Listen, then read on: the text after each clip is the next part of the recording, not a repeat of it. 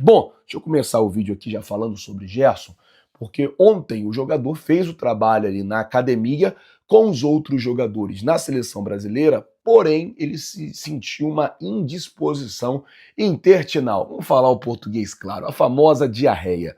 E aí foi cortado do treino da seleção brasileira ontem, deve ter tomado ali algum remedinho e deve aí hoje já voltar às atividades normal na seleção brasileira. A seleção brasileira está treinando em Salvador e na próxima terça-feira joga contra o Uruguai, né, lá na Fonte Nova, pelas eliminatórias da Copa do Mundo. A seleção uruguaia, que conta com 4 jogadores do Flamengo, porém, dessa vez apenas um, o lateral Guillermo Varela, é quem está à disposição do técnico Eloco Bielsa. A Arrascaeta fez uma cirurgia, o Matiazinho está se recuperando também de uma cirurgia, e o De La Cruz está recuperando aí de uma lesão na coxa direita, ou seja, a seleção uruguaia, dos 4 jogadores que tem do Flamengo, apenas um está à disposição do técnico Eloco Bielsa e vai enfrentar o Brasil na próxima terça-feira na Fonte Nova. Bom, mudando de assunto, sabe aquele manto que foi lançado essa semana em homenagem ao Novembro Negro,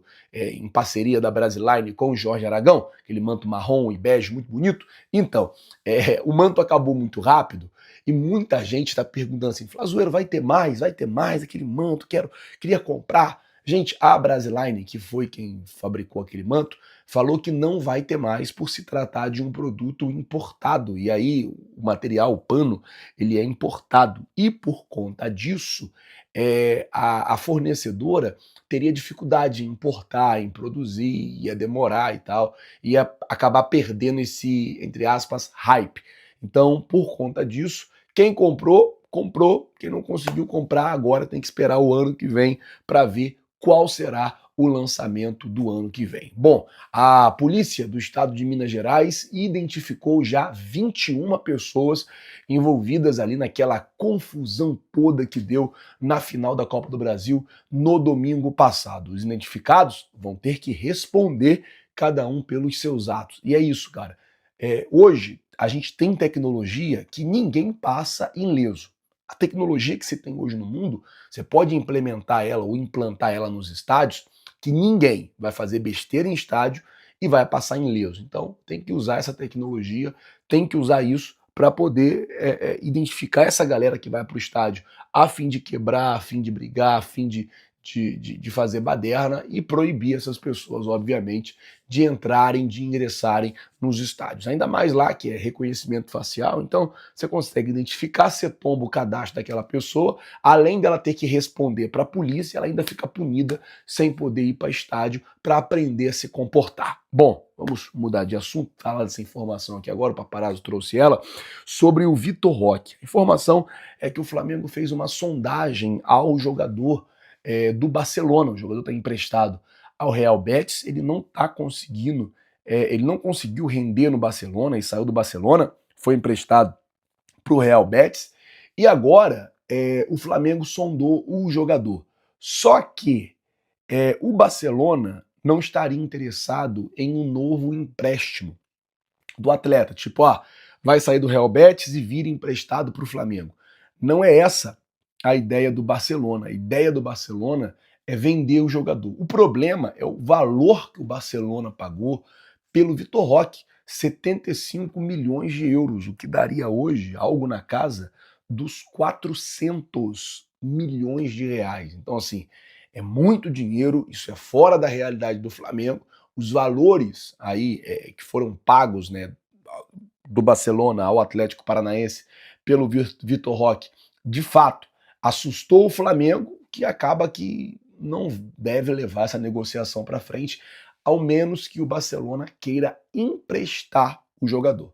Caso só queira vender e caso queira recuperar o investimento feito no atleta, acredito que não vai ter negociação, acredito que isso não vai andar para frente. Bom, vamos mudar o assunto aqui agora, falar sobre Charlie Alcaraz, porque o técnico Felipe Luiz, aproveitando essa ausência do Arrascaeta e a ausência do De La Cruz e essa reta final de Campeonato Brasileiro, vai tentar aí dar uma sequência de jogos ao Charlie Alcaraz. O Felipe Luiz entende que o Alcaraz ele precisa dessa sequência. ele precisa desses jogos. A gente tem Cuiabá, a gente tem o Fortaleza, a gente tem o Internacional, a gente tem o Criciúma e a gente tem o Vitória aí pela frente no Campeonato Brasileiro. Então o Felipe Luiz está enxergando essa reta final de Campeonato Brasileiro como muito importante, sob a possibilidade do Alcaraz melhorar o seu desempenho e conseguir se familiarizar, conseguir se adaptar melhor ao futebol brasileiro e também ao Flamengo. Então esses jogos serão usados como adaptação para o jogador e o Felipe Luiz pretende aproveitar o máximo esses jogos, tá certo? Bom, vamos mudar o assunto, falar agora sobre Barca no Flamengo, porque esse assunto está sendo muito comentado. Flazoeiro vai ter uma Barca? Flazoeiro não vai ter uma Barca? O que de fato está acontecendo? Eu vou explicar. O Flamengo tem 2 jogadores que estão em final de contrato. O Gabigol, que até trouxe ontem no vídeo da tarde, teve uma reunião ontem com o Marcos Braz e eles conversaram e se acertaram e o Flamengo já começa a alinhar uma despedida para ele. E o Davi Luiz, esses 2 jogadores estão em final de contrato. Até o momento, lembrando que eu estou gravando esse vídeo aqui domingo, dia 17 de novembro, 6h40 da manhã. Então até o momento, o Flamengo não procurou o Davi Luiz para uma renovação de contrato, então não existe uma negociação entre Flamengo e Davi Luiz para renovar o contrato do jogador. Então o jogador, ao que tudo indica, no dia 31 de dezembro, deve deixar o Flamengo. Então esses 2 jogadores eles estariam saindo por força de contrato. Só que o Flamengo já tem uma sondagem ou um pedido do Sampaoli ao Rennes da França pela contratação do Gerson e do Fabrício Bruno. Acredito que o Gerson não vai, mas o Fabrício Bruno existe grande chance de ser vendido. A mesma coisa o Wesley, que não foi vendido no meio do ano, e agora deve chegar uma proposta ainda melhor pelo jogador. Agora deve chegar uma proposta ainda mais robusta pelo jogador, que vai dificultar o Flamengo de segurar o atleta. Além do Everton Araújo, que também tem uma proposta ali, ou uma sondagem, uma observação do Borussia e também do Atlético de Madrid. Ou seja, essas propostas, esses 3 jogadores que estão para receber propostas, as propostas vão ser altas, vão ser nos valores aí superior a 100 milhões de reais, que o Flamengo vai ter dificuldade de segurar. E a situação dos 2 jogadores que estão em final de contrato, até o momento o Flamengo não procurou o Davi Luiz para poder renovar o contrato dele, e a situação do Gabigol é pública e notória, todo mundo já sabe. Eu não digo que vai ser uma barca para tirar jogadores ruins do Flamengo, eu digo que se tiver uma barca vai ser para tirar esses 2 que estão em final de contrato e para vender algum jogador para se fazer um caixa, para fazer o caixa ficar mais...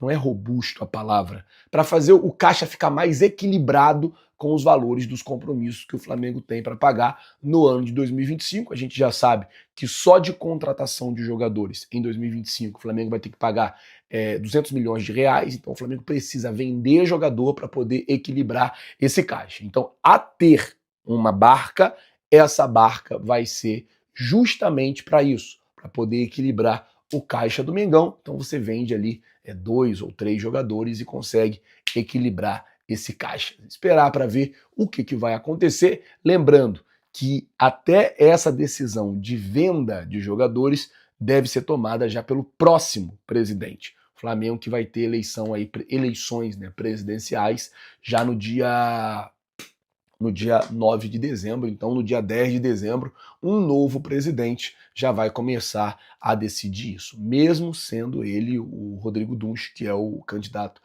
escolhido pelo presidente Rodolfo Landim. Leila Pereira, presidente do Palmeiras, deu detalhes da negociação com o Gabigol. A mandatária paulista citou a parte financeira e deu uma alfinetada no Gabigol. Nós chegamos a negociar, só que demorou muito a negociação. Sou uma pessoa objetiva, não adianta usar o Palmeiras de trampolim para outros clubes. Olha só, falando que ele usa os clubes, como trampolim, disse que não ia usar o Palmeiras como trampolim, o Gabigol. Não vou entrar em leilão. Então, quando entendemos que as coisas estavam desvirtuando, pedi para parar.